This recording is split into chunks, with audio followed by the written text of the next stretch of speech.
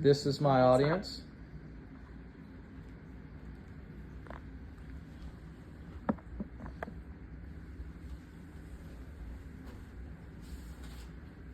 At this point in society, is there ever a crime that is actually original, or is all crime now based on some sort of previous crime that's been acted out previously?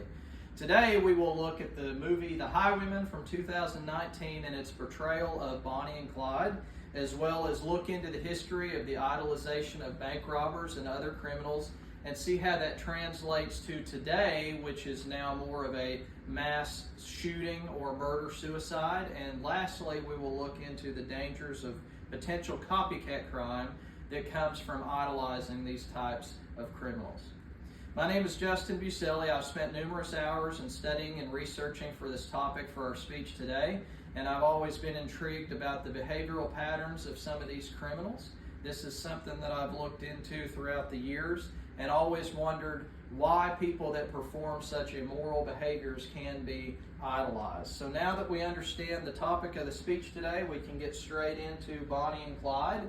They actually met in 1930. Bonnie Parker was just under 100 pounds, also just under 5 feet tall, so she was a little thing, and she met Clyde Barrow when he was 21 years old. Soon after they met, Clyde Barrow was actually brought in on burglary charges and was put into prison. Bonnie was able to actually break him out of prison by smuggling in a gun, but then he got recaptured, and then he actually had to stay there until he was actually paroled in 1932. After that, their crime spree really took off, where they were able to elude law enforcement for a long time, almost 2 years. So the whole story of The Highwaymen from 2019 follows the story of Frank Hamer when he was trying to capture Bonnie and Clyde, and Frank Hamer was portrayed by Kevin Costner. According to the FBI.gov website, Bonnie and Clyde had actually robbed many banks, as well as killed as many as 13 people.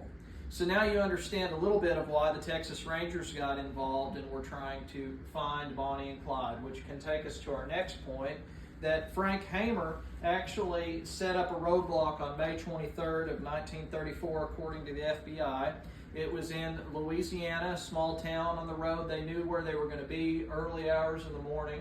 Bonnie and Clyde had drove into the trap. Soon after they had drove in, they realized that they were actually in a trap and tried to drive away.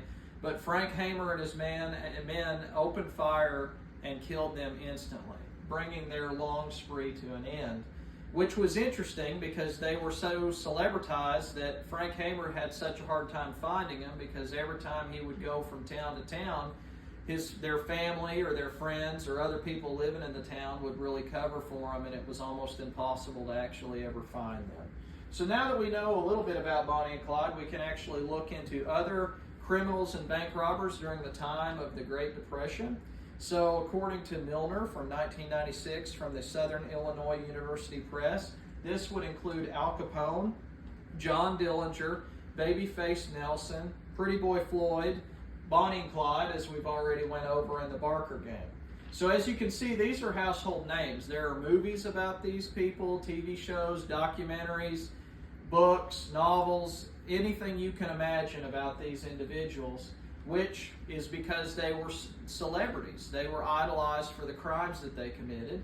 So now that we can actually look deeper also into Pretty Boy Floyd, because he was close to this area, according to the New World Encyclopedia from 2022, between 20 and 40,000 people actually attended the funeral of Pretty Boy Floyd in Sallisaw, Oklahoma, which is not far from here. He's actually buried in Aiken Cemetery. And an interesting story that I actually ran into last week as I was talking to somebody about Pretty Boy Floyd, she told me that her mother had actually went to the funeral, and it was an extremely hot day, and she passed out from heat exhaustion when she went there to be one of the people who could lay eyes on the infamous Pretty Boy Floyd. So now we can beg the question, now that we've looked into other celebrity bank robbers, of why Bonnie and Clyde were actually portrayed as the celebrities that they were. Well, during the Great Depression, a lot of people had fallen on hard times. They had a hard time finding food or medical supplies or really anything that they needed. and it was really hard to find any source of entertainment. And it just so happened that in the news and on the newspaper that Bonnie and Clyde were performing a crime of passion, so to speak. It was an interesting story for people, and it almost seems like people had forgotten that they had murdered 13 people and robbed a bunch of banks. You know, the immoral behavior that they performed, really they shouldn't have ever been idolized or made as celebrities or seen in the positive light that they were, although they were able to live a little bit of a life of luxury because of the banks that they robbed and the money that they had, and were able to travel quite a bit. So now we can look further into what happens when we idolize these criminals. We get copycat crime. According to HealthGot from 2015 from Elsevier, popular culture influences copycat criminals, which is conducted through anecdotal information, meaning that they actually just really gathered it through observation of various crimes that had been committed. They see that popular culture plays a role. So today's day and age, that's going to be social media, news outlets. According to Surratt, there was a study in 2014 from the Criminal Justice Policy Review where they actually interviewed just under 1,500 individuals. And in that process, they found out that 1 in 4 of those actually admitted to some sort of copycat crime, which brings us to a rate of 25% if you do the math. Well, now that's where I want to put our focus today on, is how can we decrease this 25% of crime that's taken place in this country that is in some way copycat in nature. So that'll bring me to my next point, and that's stopping crime in its tracks. What we have to do is no longer advertise these people's name on social media, on the news. Quit portraying them on any type of positive light. Quit giving them airtime. Also, portraying these individuals as negative for those that are mentally ill could also be a motivation for them. So we have to work together as a community to really lift up the victims and really encourage the family members and hold them up during their times of loss, but quit focusing on the negative that these criminals are performing. And I really think that in the end we can decrease overall copycat crime and make this country a better place.